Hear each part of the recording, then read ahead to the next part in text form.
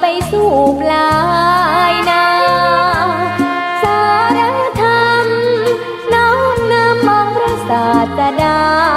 บอกผู้คนทั่วลาหันมาเข้าวัดฟังธรรมคลื่นเสียงนี้เป็นคลื่นธรรมะจากใจ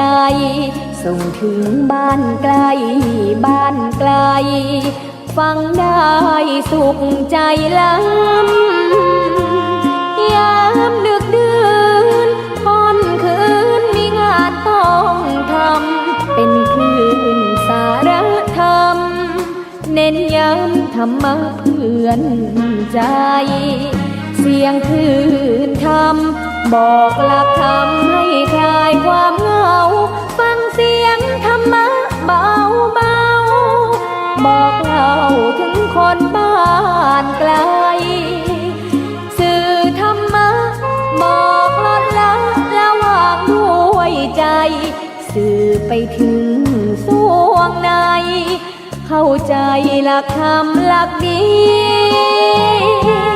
พลิ้วเพลงธรรมถูกสัมพันธ์จิตใจร่าเริงฟังสาระธรรมะบันเทิงรื่นเริงในชีวิต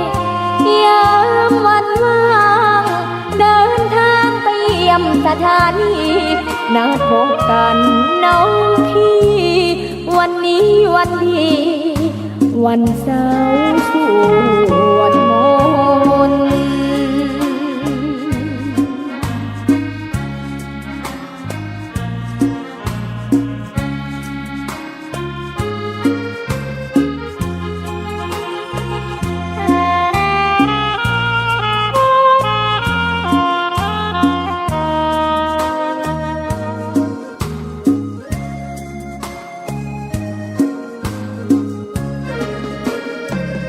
เสียงคลื่นธรรมบอกหลักธรรมให้คลายความเหงาฟังเสียงธรรมะเบาเบาบอกเล่าถึงคนบ้านไกลสื่อธรรมะบอกลดละระหว่างด้วยใจสื่อไปถึงสวงในเข้าใจหลักธรรมหลักดีเพลงธรรมถูกสัมพันธ์จิตใจร่าเริงฟังสาระธรรมะบันเทิงรื่นเริงในชีวิตยามวันว่างเดินทางไปเยี่ยมสถานีนัดพบกันน้องพี่วันนี้วันดีวันเสาร์สวดมนต์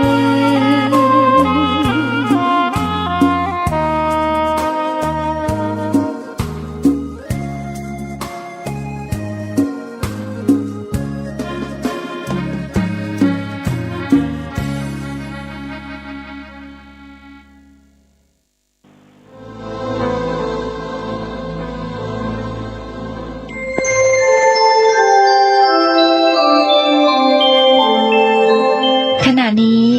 ท่านกำลังฟังสถานีวิทยุกระจายเสียง FM 104.5 เมกะเฮิรตซ์ขอความนอบน้อมจงมีแด่พระรัตนตรัยเจ้าสามประการพระรัตนตรัยองค์ที่หนึ่งคือพระพุทธพระรัตนตรัยองค์ที่สองคือพระธรรมพระรัตนตรัยองค์ที่สามคือพระอริยสงฆ์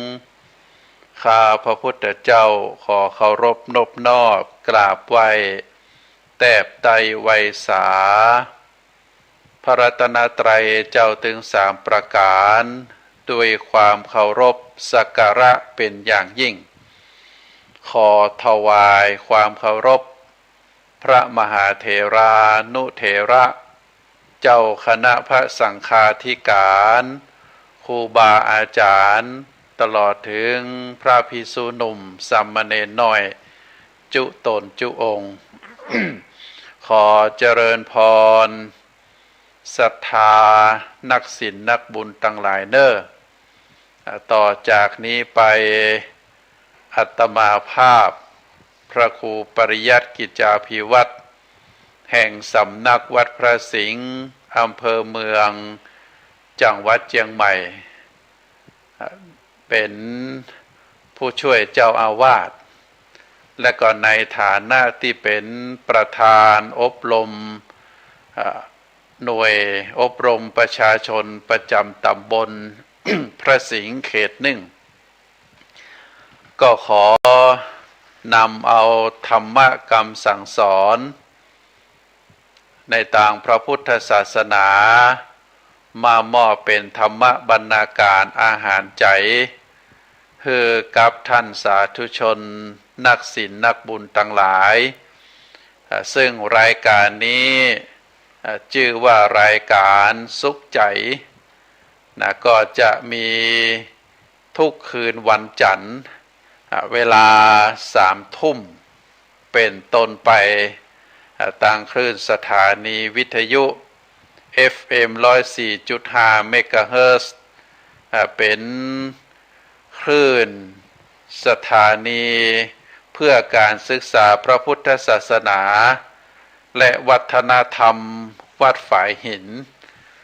ก่อนอื่นนั้นก็ต้องขอบพระคุณอนุโมทนาบุญต่างคณะทีมงานของคลื่นวิทยุแห่งนี้ที่ได้ให้โอกาสกับผมและอาตมาภาพได้นำเอาสาระธรรมมามอบให้กับท่านสาธุชนนักศีลนักบุญทั้งหลายทุกคืนวันจันทร์เป็นรายการสุขใจหวังว่าเมื่อได้ฟังรายการแล้วก็จะได้มีความสุขใจนอนหลับหรือบางท่านอาจจะฟังแล้วนอนบ่หลับก็ได้นะแต่ก็ด้วยความตั้งใจที่จะน้อมนำเอาพระธรรมคำสอนมามอบเป็นธรรมบรรณาการให้ท่านทั้งหลายท่านสาธุชนทั้งหลายเมื่อวันที่5ก็คือตะวานี้5 กันยายนก็ได้มีศาสนพิธีหรือพิธีกรรมในการทำบุญปิดศพของท่าน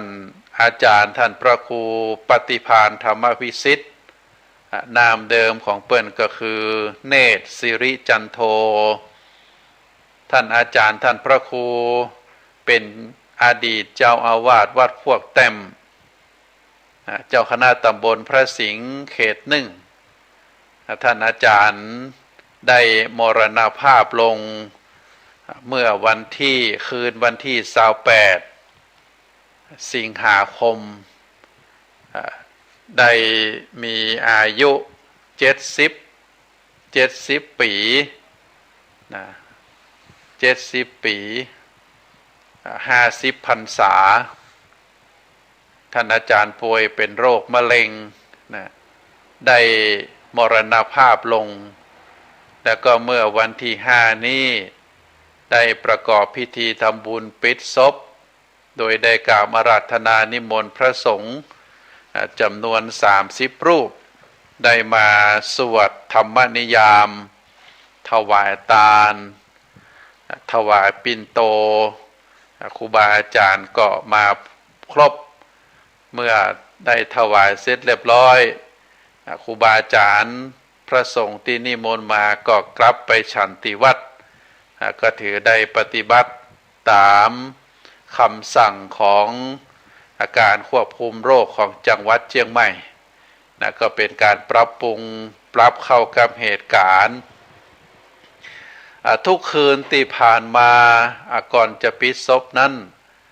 ก็จะมีการสวดอภิธรรมมีเทศน์ตามธรรมเนียมปฏิบัติของเจ้าพุทธของเฮา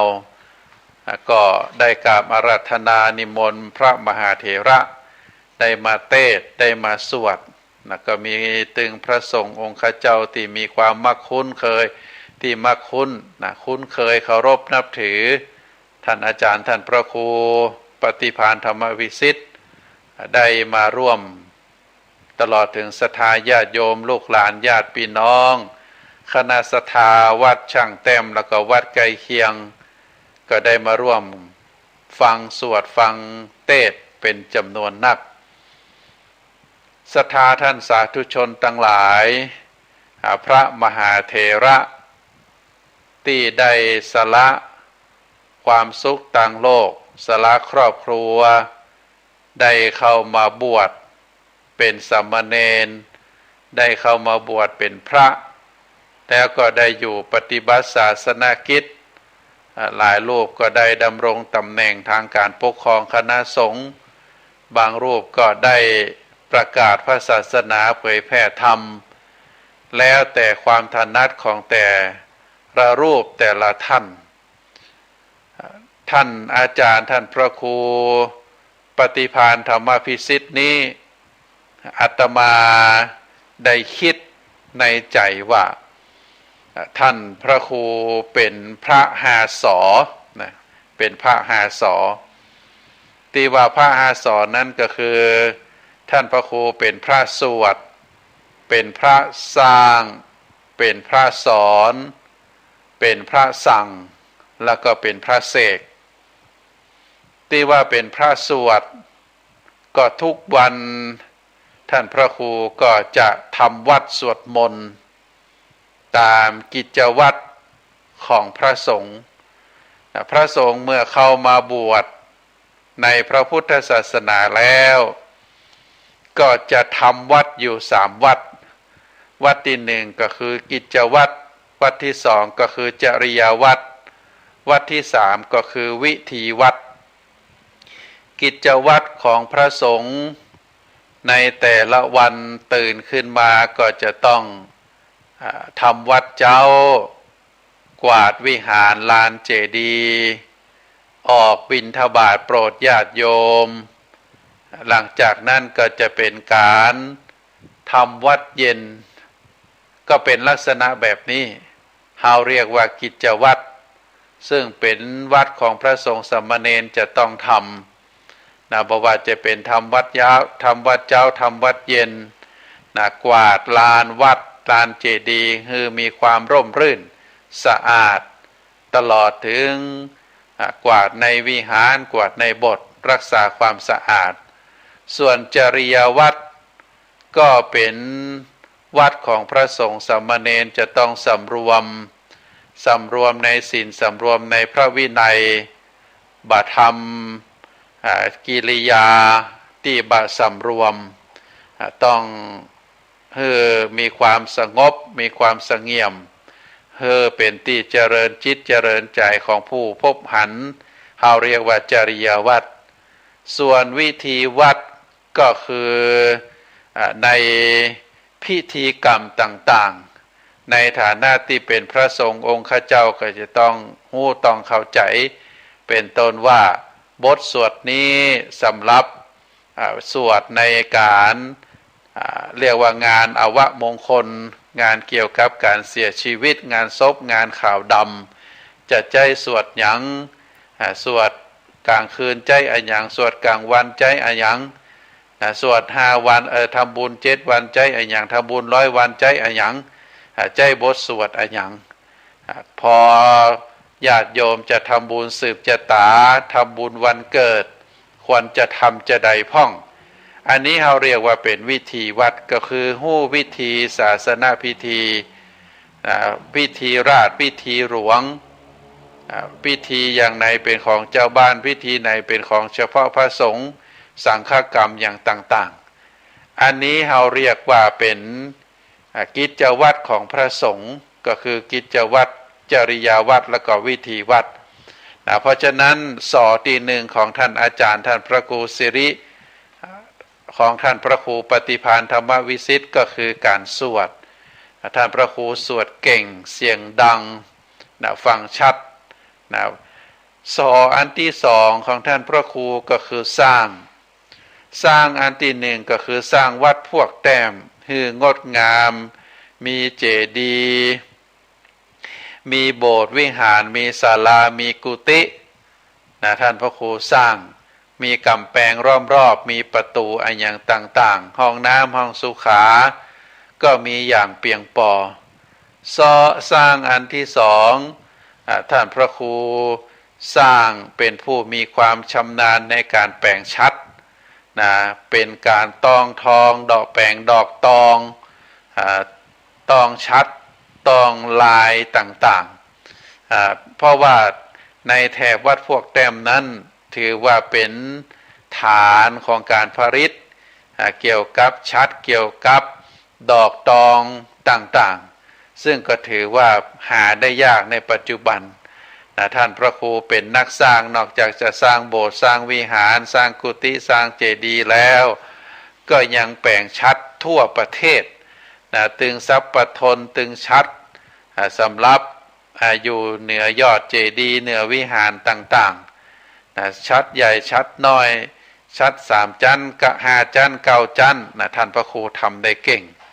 อันนี้เรียกว่าเป็นนักสร้างนอกจากนั้นอันที่3ของท่านพระครูก็คือสอนท่านพระครูนั้นได้สอนศรัทธาญาติโยมสอนลูกศิษย์ลูกหาสอนศรัทธาญาติโยมฮือบุญฮือฮู้จักบุญฮู้จักบาปนอกจากนั้นก็สอนพระสงฆ์สามเณรอบรมในการทำวัดเจ้าทำวัดค่ำฮือฮู้กิจวัตรฮู้จักจริยวัตรวิธีวัดตามที่ว่านอกจากท่านพระครูจะประพฤติปฏิบัติเป็นตัวอย่างแล้วก็ยังได้สอนลูกศิษย์ลูกหาสอนศรัทธาญาติโยมให้เข้าใจในหลักการของพระพุทธศาสนาอย่างเป็นต้นถือว่าเป็นสอนที่สามก็คือการสอนที่1สวดที่2สร้างที่3ก็คือสอนมาตลอดชีวิตของความเป็นพระเป็นเณร บางอย่างบ่ได้สอนด้วยวาจาสอนด้วยการกระทำเป็นตัวอย่างทำเป็นแบบอย่างแล้วก็ท่านพระครูนั้นสอนจะใดก็ปฏิบัติจะนั้นสอนลูกศิษย์สอนศรัทธาญาติโยมอันไหนที่ถูกต้องอันไหนที่บ่ถูกต้องอันไหนเป็นบุญอันไหนเป็นบาปก็สอนตลอดชีวิตเมื่อสอนแล้วท่านพระครูก็ประพฤติปฏิบัติเป็นตัวอย่างเป็นแบบอย่างท่านพระครูนั้นบ่ได้เป็นลักษณะว่าสอนแหมอย่างปฏิบัติแหมอย่างสอนตรงกันข้ามกับที่ตัวเองได้กระทำอย่างนี้บ่ใจท่านพระครูถือว่าเป็นผู้สอนประการที่4สั่งนี้ท่านพระครูก็ได้สั่งในทางที่ถูกที่ต้องท่านพระครูในฐานะที่เป็นเจ้าคณะตำบลพระสิงห์เขต1เมื่อมีคณะสงฆ์โดยหลวงพ่อท่านพระครูท่านเจ้าคุณพระราชรัชมุนีเจ้าคณะอำเภอเมืองเชียงใหม่วัดสวนดอกเมื่อทางคณะสงฆ์อำเภอสั่งมาถึงตำบลท่านพระครูก็รับคำสั่งนั้นมาในเมื่อรับคำสั่งมาแล้วก็พินิจพิจารณาเมื่อรับคำสั่งมาแล้วก็ได้สั่งต่อสั่งไปถึงเจ้าอาวาสในเขตตำบลของท่านพระครูว่าตอนนี้ทางสงฆ์มีนโยบายเป็นลักษณะแบบนี้คือทุกวัดได้ถือปฏิบัติเป็นลักษณะแบบนี้ท่านพระครูก็สั่งด้วยความถูกต้องเรียกว่าเป็นผู้สั่งเพราะฉะนั้นที่4นี่คือการสั่งนอกจากนั้นท่านพระครูก็ได้สั่งพระสั่งเณรได้แต่งตั้งคำสั่งมอบหมายให้องค์นั้นองค์นี้รับผิดชอบอย่างเช่นบางรูปมีความชำนาญในทางด้านหัตถกรรมก็สั่งให้ดูแลควบคุมดูแลช่างที่มีอยู่ภายในวัดคือทำรับงานที่ศรัทธาญาติโยมวัดต่างๆได้มาติดต่อขอแปลงชัดแปลงดองแปลงตอกตองดอกตองดวงก็ได้สั่งให้ตุเจ้าที่มีความชำนาญดูแลกำกับดูแลทีมงานศาลาที่ท่านพระครูดูแลอยู่รูปนี้มีความถนัดทางด้านการเรียนการสอนก็สั่งไปคือไปสอนอาจจะเป็นการสอนศีลธรรม นักเรียนตามสถานศึกษาก็ว่าไปนะก็เป็นการสั่งนะสั่งภายในวัดสั่งลูกศิษย์ลูกโยมทั้งหลายอันที่ห้าตัวนี้แปลว่าเสกท่านพระครูมีความชำนาญในการเสกนะเสกในที่นี้บ่ได้เป็นการเสกน้ำมนต์คือเป็นจะนั้นเป็นจะนี้เสกเตียนเสกใบปูเสกใบไม้ฮือปิ๋วฮือบินบ่ใช่แต่เป็นการเสกคือคนเป็นคนดีนะโดยเฉพาะลูกศิษย์ลูกหาสามเณรเพราะว่าในวัดของวัดช่างเต็มนั้นนอกจากจะมีการทำชัดแล้วท่านพระครูยังส่งเสริมให้มีการตีกล่องนะกล่องจุ่มแล้วก็มีการส่งเสริมให้ลูกศิษย์ลูกหาสามเณรได้เรียนหนังสือนะสามเณรวัดพวกแต้มก็จะมาเรียนที่โรงเรียนวัดพระสิงห์โรงเรียนธรรมราชศึกษานะเรียนตึงสายสามัญเรียนตึงนักธรรมรุ่นแล้วรุ่นเล่านะทราบข่าวมาว่าสามเณรที่มาเรียนนี่ทุกรุ่นท่านอาจารย์ท่านพระครูปฏิภาณธรรมวิสิทธิ์ก็จะส่งเสียนะเสียค่าหนังสือเสียค่าอย่างต่างๆที่จำเป็นนะที่จะต้องใช้จ่ายแล้วก็ในระดับสูงตัวนั้นก็ต้องเรียนระดับมหาวิทยาลัย ซึ่งก็ได้มีพระนิสิตที่มาจากประเทศลาวได้อยู่อาศัยใต้บารมีของท่านพระครูได้สำเร็จการศึกษาไปปิกไปที่บ้านเกิดเมืองนอนของเปิ้นก็ได้มีความรู้ได้ศึกษาลาเพศไปประกอบราชการเป็นข้าราชการเป็นครูสอนก็มีอันนี้โดยเฉพาะพระนิสิตต่างชาติคือประเทศลาวก็ได้อาศัยอยู่ในใต้บารมีของท่านพระครูจนสำเร็จการศึกษาทราบว่าท่านพระครูก็ได้ส่งเสียไปอันนี้ก็เรียกว่าเสกคนที่บ่มีความรู้คือมีความรู้โดยการคือการศึกษาสนับสนุนทางด้านทุนการศึกษาเพราะฉะนั้นท่านอาจารย์ท่านพระครูปฏิภาณธรรมวิสิทธิ์เนตรสิริจันโทนี้ก็ถือว่าเป็นพระรูปหนึ่งในทางพระพุทธศาสนาเป็นกำลังสำคัญของพระสงฆ์ในตำบลพระสิงห์แล้วก็ได้มาลงโบสถ์อุโบสถที่วัดพระสิงห์ก็หันกันตลอด15 วันก็ปะกัน15 วันก็ปะกันช่วงหลังนี้ท่านพระครูผอมลงก็ถามว่าเป็นจะได้ผอมลงท่านพระครูก็บอกว่าบัดสบายบัดสบายหมอวินิจฉัยว่าเป็นโรคมะเร็งทราบว่าท่านพระครูนั้นได้ไปผ่า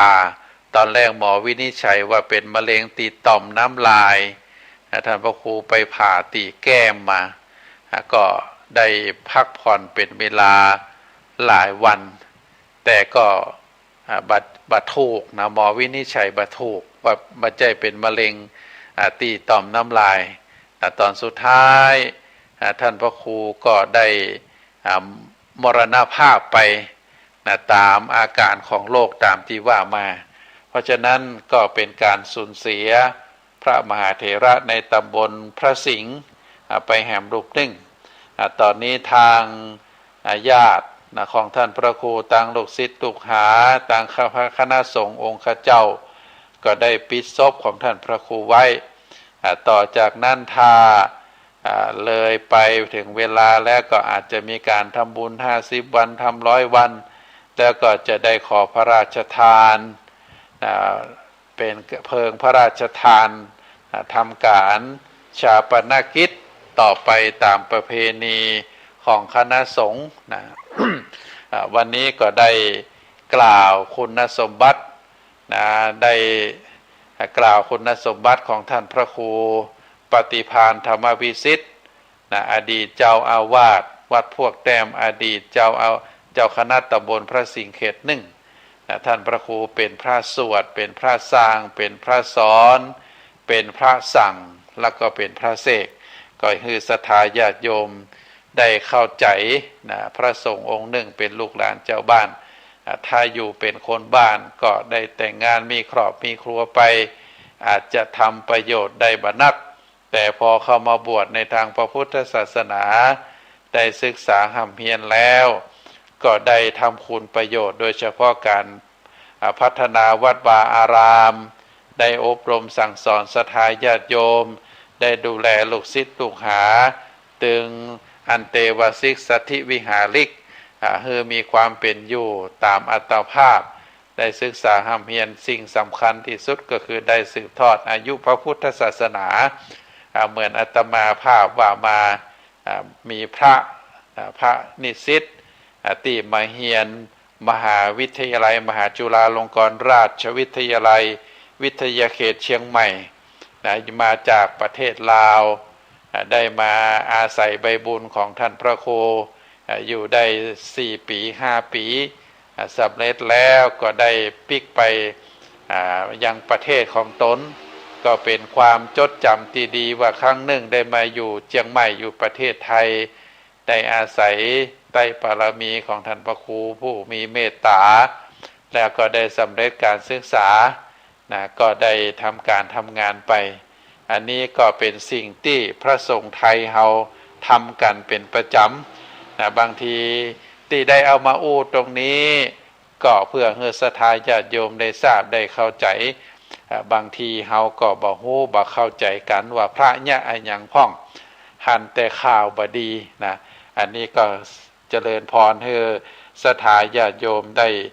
ได้เข้าใจศรัทธาญาติโยมทั้งหลายบางทีมีคำถามขึ้นมาว่าจะได้พระสงฆ์ก็ต้องมรณภาพไปเป็นคำถามขึ้นมา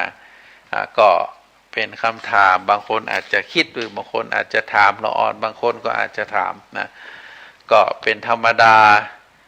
ว่าคนเฮาทุกคนเกิดมา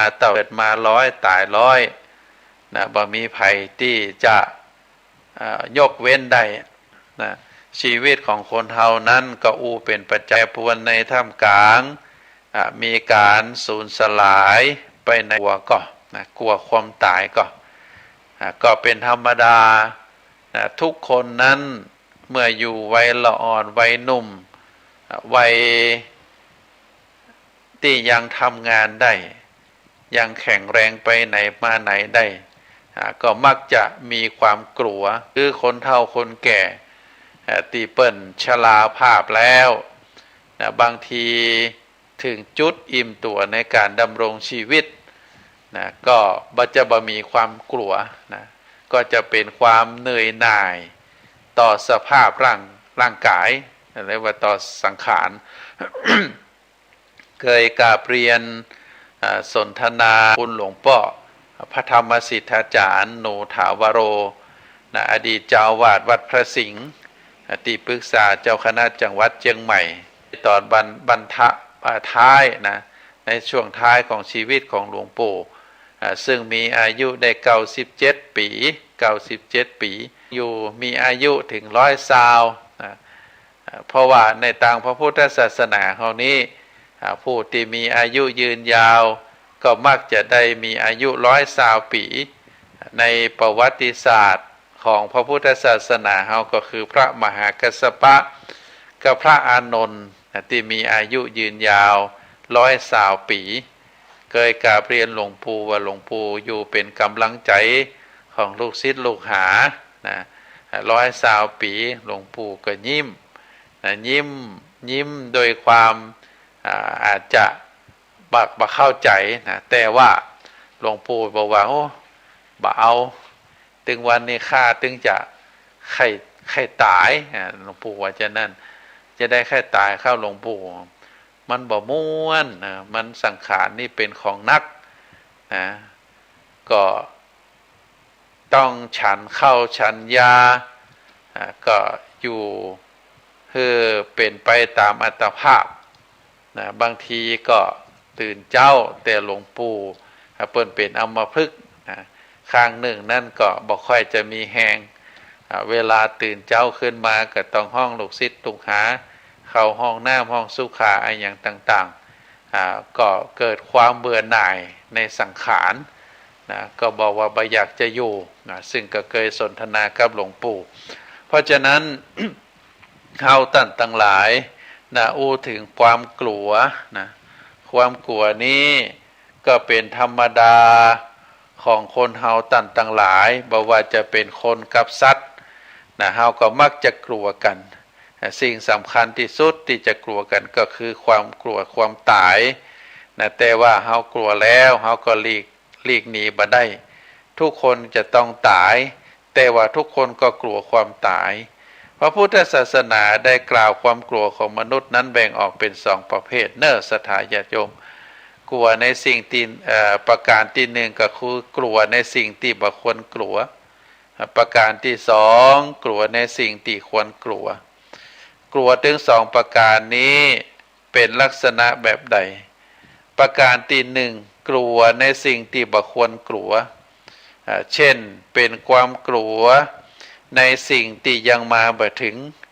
เกิดความวิตกกังวลหรือบางคนได้รับการทายทักจากหมอดูว่าจะมีเหตุจะมีภัยจะมีสิ่งชั่วร้ายเกิดขึ้นกับตัวเองพอกลับมาถึงบ้านแล้วนอนบ่หลับละเกิดความกลัวนะอันนี้ก็ถือว่ากลัวในสิ่งที่บ่ควรกลัวบางคนบางท่านนะก็สำเร็จการศึกษามีวุฒิการศึกษามาแต่บ่สามารถที่จะทำงานตามหน้าที่วุฒิได้เพราะกลัวน้อยหน้าเป็นงานที่ต่ำเป็นสาขาวิชาที่ทำแล้วปน่าประทับใจอย่างอีเป็นต้นเมื่อกลัวเสียหน้ากลัวตัวเองจะเป็นลูกน้องคนอื่นก็เลยเป็นคนบ่มีงานทำนะบางคนก็เป็นคนว่างงานตลอดเพราะบ่ฮู้จะไปทำอะไรหยังจะไปทำก็อายเปิ้นอย่างอีเป็นต้นบางคนก็จะเข้าวัดเข้าวาฮือตาลรักษาศีลเหมือนกับคนอื่นก็บ่กล้าไปเป็นความกลัวอะไรหยังกลัวก็บอกบ่ถูกบ่กล้าไปวัดบางทีก็อายนะอายตึงคนที่เคยว่าอย่างฮือเปิ้นนะอันนี้ก็บ่ควรที่จะกลัวนะบางทีบางเรื่องมีบุรุษนะบุรุษในบางศาสนาก็มีความกลัวว่าตระกูลของตัวเองนั้นจะขาดตอนนะก็จำเป็นจะต้องเกิดเรียกว่าต้องมีลูกไว้สืบตระกูลนักๆเมื่อมีจำเป็นจะต้องมีลูกไว้สืบตระกูลก็บัญญัติให้มีเมียหลายคนมีภรรยาเรียกว่ามีภรรยาเด็กอย่างอีเป็นต้นอันนี้ก็เป็นสิ่งที่บ่ควรจะกลัวเพราะฉะนั้นมีเรื่องเล่าศรัทธาญาติโยมความกลัวของสัตว์อย่างเป็นต้นว่าไส้เดือนไส้เดือนอยู่ในดินบางคนนี่เรียกว่าเป็นหั่นไส้เดือนแล้วก็จะกลัวนะก็ไส้เดือนนั้นอยู่ในดินได้กินดินเป็นอาหารไส้เดือนนั้นโดยปกติเราจะกินดินบ่นักนะกินดินน้อยเดียวถามว่าไส้เดือนจะได้กินดินไส้เดือนว่ากลัวดินจะหมดอย่างนี้เป็นต้นนะบางทีก็นกนะมีนกประเภทหนึ่งชื่อนกน้อยตีวิตนะน้อยตีวิตนี่เป็นนกน้อยๆนะมักจะฟักไข่ไว้ตามตุ่งตามนาตามตีหนองคลองบึงนะแต่ปรากฏว่านกน้อยตัวนี้เวลาไข่แล้วฟักไข่แล้ว เปิ้นก็จะนอนหงายหลังนะเหยียดตีนขึ้นตั้งบนเวลาเปิ้นนอนถามว่าจะได้เหยียดตีนขึ้นตั้งบนนอนทับไข่นกน้อยตีวิตตัวนี้เปิ้นกลัวว่า ฟ้านั้นจะทับนะตกมาทับไข่ของมันนะก็เลยนอนเหยียดตีนขึ้นบนฟ้าเขาจะหันนกแห่งประเภทหนึ่งนั่นก็คือนกกระเรียนนะนกกระเรียนนั้นเวลาเดินนี่เพิ่นจะเดินเบ้านะเดินหย่องแย่งหย่องแย่งบ้านเฮาเวลาหันไผ่ คนใดคนหนึ่งเดินหย่องแย่งหย่องแย่งมักจะว่าเดินแบบนั่นกลัวดินถล่มกะอย่างนี้เป็นต้นนกกระเรียนเปิ้นก็กลัวเหมือนกันนะกลัวแผ่นดินไหวเพราะฉะนั้นตึงว่ามาโมดนี้นะบอกว่าคนนะที่เกิดมาแล้วนะบางทีได้รับกรรมตำนายแต่ตักจากหมอดูก็กินบ่ได้นอนบ่หลับนะบางทีบางคนก็ทำงานจบมาแล้วก็บ่สามารถที่จะทำงานตามหน้าที่ตามสาขาของวุฒิการศึกษามาได้เพราะเป็นงานต่ำก็เลยเป็นคนว่างงานหรือบางคนบางท่านก็จะไปฟังเทศน์ฟังธรรมทำบุญตามวัดก็บ่กล้าไปอายกลัวอย่างอีเป็นต้นนะบางผู้บางคนนั้นอย่างพอใจบางศาสนานะกลัวตระกูลกลัวเรียกว่าตระกูลเชื้อสายตระกูลของตัวเองนั้นจะหมดจะขาดไปก็เลยจำเป็นต้องมีเมียหลายคนนะเพื่อที่จะเพิ่มจำนวนประชากรบางผู้บางท่านนั้นก็เป็นผู้ที่กลัวในสิ่งที่บ่ควรกลัวสัตว์ก็เหมือนเดียวกันนะยกตัวอย่างมาก็มีไส้เดือนกลัวแผ่นดินจะหมดนะเลยกินน้อยนกน้อยตีวิตนะกลัวฟ้าจะตกลงมาทับไข่ก็เลยนอนหงายเหยียดตีนก็หวังว่าเวลาฟ้าตกมาแล้วก็จะใจตีนตัวเองยันไว้นะนกกระเรียนเวลาเดินก็เดินบุก้อยนะกลัวแผ่นดินจะไหวอย่างอีเป็นต้นลักษณะแบบนี้เราเรียกว่ากลัวในสิ่งที่บ่ควรกลัวต่อไปแหมความกลัวแหมประเภทหนึ่งก็คือกลัวในสิ่งที่ควรกลัวนะบางคนนั้นมีความหิริความละอายมีหิริความละอายแก่ใจนะโอตตปะความเกรงกลัวตัวบาปต่ออกุศลกลัวจะมีผลเป็นทุกข์กับตัวเองเกิดความเดือดร้อนทั้งต่อตัวเองต่อครอบครัวเพราะมีความเชื่อตามหลักคำสอนขององค์สมเด็จพระสัมมาสัมพุทธเจ้าพระพุทธองค์ได้สอนให้เราบริษัทว่าถ้าเธอทั้งหลายนะกลัวต่อความทุกข์เพราะความทุกข์มาเป็นที่พอใจของไผเมื่อเฮากลัวความทุกข์แล้วก็อย่าไปทำบาปทำกรรมนะเพราะว่าบาปกรรมทั้งหลายนั้นบ่ว่าเฮาจะทำในที่ลับตาหรือจะทำในที่แจ้งเป็นกรรมชั่วดังนั้นนักปราชญ์สรรเสริญคนที่กลัวบาปบ่สรรเสริญคนที่กล้าหาญทำบาปสัตบุรุษสาธุชนคนดีทั้งหลายก็จะบ่ทำบาปเพราะกลัวบาปแล้วก็กลัวผลของบาปเพราะฉะนั้นเฮาท่านทั้งหลายนะคนที่ฮู้ที่เข้าใจมีความละอายมีความเกรงกลัวต่อบาปก็จะงดเว้นจะหลีกเลี่ยงนะบ่ทำความชั่วตึงตั้งกายตั้งวาจาและก็ตั้งใจกลัวความเดือดร้อนเกิดขึ้นกับตัวเอง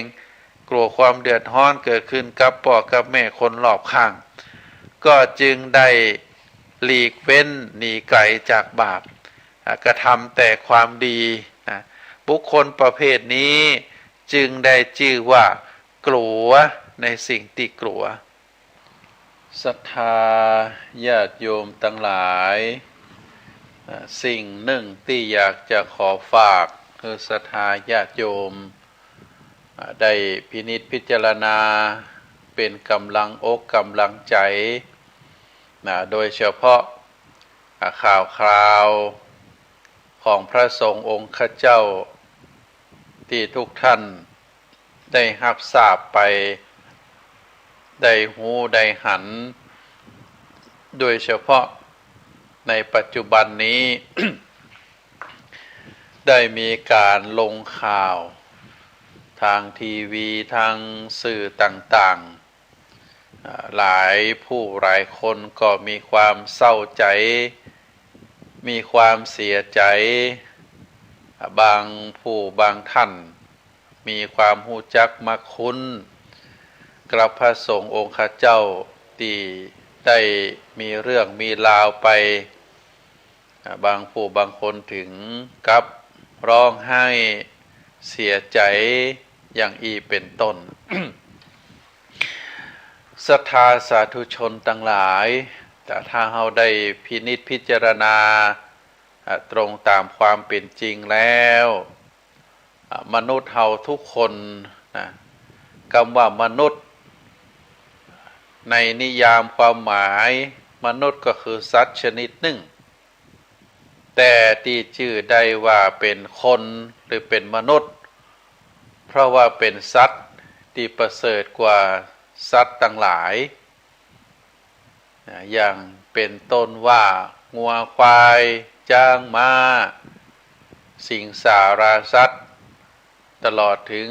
หมูสุนัขอะไรอย่างต่างๆสัตว์เหล่านี้ก็ถือว่าเป็นสัตว์เหมือนเดียวกันแต่เราเรียกว่าเป็นสัตว์เดรัจฉานมนุษย์เราได้ห้องได้ขานตัวเองว่าเป็นมนุษย์เป็นคนแต่ที่จริงแล้วก็เป็นสัตว์ชนิดหนึ่ง เมื่อเป็นสัตว์ที่เกิดมาแล้วกรรมหนึ่งที่เรามักได้ยินก็คือหูหน้าบ่หูใจหูหน้าบ่หูใจรูปร่างหน้าตาเรามองหันได้แต่จิตใจเราบ่หูบ่หันกันจิตใจนั้นโดยปกติแล้วก็มักจะสั่งออกมาด้วยการกระทำการกระทำทางกายการอู้ทางวาจาอันนี้เป็นผลของจิตใจแต่ว่าคนเฮานั้นเมื่อเกิดเป็นคนมาเป็นมนุษย์มาเฮาก็แบ่งกันว่าอันนี้เป็นแม่หญิงอันนี้เป็นพ่อชายอันนี้เป็นคนบ้านอันนี้เป็นพระสงฆ์อันนี้เป็นข้าราชการก็แยกออกไปว่าอันนี้เป็นทหารอันนี้เป็นตำรวจเป็นข้าราชการพลเรือนก็ว่ากันไปในส่วนของพระสงฆ์นั้นตามที่ได้ได้เอ่ยมาว่าก็หมายถึงบุคคลประเภทหนึ่งที่ได้หันว่าชีวิตของการบวชนั้นเป็นสิ่งที่จะเข้าสู่ทางแห่งความสงบบ่เดือดร้อนบ่วุ่นวายเหมือนกับชีวิตของคนชาวบ้านก็จึงได้มาบวชแล้วบวชในพระพุทธศาสนาก็ตั้งใจศึกษาห่ำเพียรคือมีความรู้หลักคำสอนของพระพุทธเจ้าเมื่อศึกษาห่ำเพียรเกิดองค์ความรู้แล้ว ก็ได้นำความรู้เหล่านั้นมาอบรมสั่งสอนศรัทธาญาติโยมโดยเฉพาะการสอนศรัทธาญาติโยมพระพุทธองค์สอนไว้โดยตลอดสอนจะใดก็ปฏิบัติจะนั่นสอนจะใดก็ปฏิบัติจะนั่นบ่มีนอกบ่มีในศรัทธาญาติโยมก็ต้องพอฮือดีๆเนอะในส่วนของพระสงฆ์นั้นศรัทธาญาติโยมในฐานะที่ยังบ่ได้บรรลุธรรมเตื้อก็เป็นปุถุชนเรียกว่าเป็นสมมุติสงฆ์ศรัทธาญาติโยมเป็นสมมุติสงฆ์เมื่อเป็นสมมุติสงฆ์ยังเป็นปุถุชนอยู่บางรูปบางท่านก็มีความมานะมาพยายามมีความภาคเพียรในการกำจัดกิเลสในการกำจัดความบดีทั้งหลายเน้นในการประพฤติปฏิบัติในทางที่ถูกต้องถูกธรรมถูกวินัยเขาจะหันว่า วินัยทุกข้อนะศีลของพระสงฆ์สามเณร227 ข้อนั่นถามว่าศีลของพระภิกษุ227 ข้อศีลของสามเณร10 ข้อนั่นที่พระพุทธเจ้าบัญญัติไว้ก่อนที่จะบัญญัติมันมีเรื่องเกิดขึ้นนะศรัทธาญาติโยมก็แสดงว่าความเป็นมนุษย์ความเป็นคนนะก็การข้อวัดปฏิบัติการประพฤติผิดต่างๆก็มีมาเป็นเวลาหลายพันปี 2,500 กว่าปีวินัยทุกข้อของพระสงฆ์ก็บัญญัติมาจากการกระทำของพระภิกษุในสมัยนั้นเพราะฉะนั้นเรื่องมันเคยเกิดขึ้นมาไม่ใช่ว่ามาเกิดเฉพาะบัดเดี๋ยวนี้นักปราชญ์ครูบาอาจารย์สอนไว้ว่าพระพุทธศาสนานั้นเหมือนกับทะเลศรัทธาญาติโยมทะเลนั้นโดยธรรมชาติแล้วเมื่อมีสิ่งหนึ่งสิ่งใดตกเข้าไปในทะเลจมลงไปในทะเลนะบางทีเขาจะหันว่าถ้าจมลึกลงไปนั้นก็เป็นแหมอย่างแต่ถ้าลอยได้นะน้ำทะเลก็จะปัดสิ่งต่างหลายเหล่านั้นเข้าสู่ฝั่งอย่างเฮาหันบางทีคนเครื่องบินตกส่วนนักแต่ส่วนเครื่องบินที่นักแต่ก็จะจมลงทะเลแต่ว่าในส่วนที่มันเบาส่วนร่างกายของมนุษย์ผู้โดยสารเข้าของต่างๆน้ำทะเลเปิ้นก็จะปัดจะพาเอาสิ่งต่างหลายเหล่านั้นเข้าฝั่งเข้าสู่ฝั่งบางฮือลอยอยู่ในทะเลนั้นตลอดจะต้องปัดเข้าสู่ฝั่งชั้นใดก็แล้วแต่พระพุทธศาสนามีคนเป็นจำนวนนักได้เข้ามาบวชคนที่ดีก็สามารถดำรงความเป็นพระเป็นเณรปฏิบัติตามครูบาอาจารย์ก็อยู่ได้ตลอดฝั่งส่วนคนที่เข้ามาอาศัยพระพุทธศาสนาประพฤติปฏิบัติสิ่งที่มันผิดศีลผิดธรรมก็จะต้องถูกกำจัดออกไปเหมือนของที่อยู่ในทะเลอันนี้ขอศรัทธาญาติโยมให้สบายใจเลยเนอะความผิดของคนเฮานั้นชั่ว7 ทีดี7 หนก็มีมาโดยตลอดตั้งแต่อดีตเป็นต้นมาบ่ใช่ว่ามีเฉพาะในปัจจุบันนี้เพราะฉะนั้นเฮาก็ตั้งจิตตั้งใจเฮาทำด้วยความสุจริตใจเฮาได้บุญส่วนไผจะไปทำจะใดก็เป็นบาปของคนนั้นไปเองเฮาตั้งใจทำแล้วเฮาได้บุญแล้วเฮาบ่ผูกติดกับสิ่งเหล่านั้นบ่ผูกติดกับบุคคลบ่ผูกติดกับสิ่งของถือว่าเฮาทำแล้วเฮาก็ได้บุญได้ความสบายใจอันนั้นเป็นบุญของเฮาเนอะศรัทธาญาติโยมก็ขอเป็นกำลังใจในส่วนของศรัทธาญาติโยมก็ถือว่าตอนนี้เป็นช่วงสุดท้ายของรายการแล้วอาตมาภาพขอนำรายการสุขใจคืนวันจันทร์ที่คืนวันจันทร์ที่6นี้ขอนำรายการจากท่านสาธุชนไปก่อนไว้วันจันทร์หน้าเฮามาปากันแหมปากันอาทิตย์ละครั้งขอคุณงามความดีขอบุญขอกุศลบุญศีลบุญทานได้ปฏิพรย้อนไปปกปักรักษาคุ้มครองศรัทธาญาติโยมนักศีลนักบุญทั้งหลายทุกผู้ทุกคนที่รับฟังรายการนี้ก็ขอให้มีความสุขมีความเจริญนิราคาแค้วจากทุกข์จากโศกจากโรคจากภัยจากพยันตรายทั้งหลายทั้งมวลเนอจงเจริญด้วยจตุรพิทพรชัยมีอายุวันนะสุขปฏิภาณธนสารธรรมสารสมบัติรุ่งเรืองด้วยลาภยศสุขสรรเสริญจงทุกประการเทิน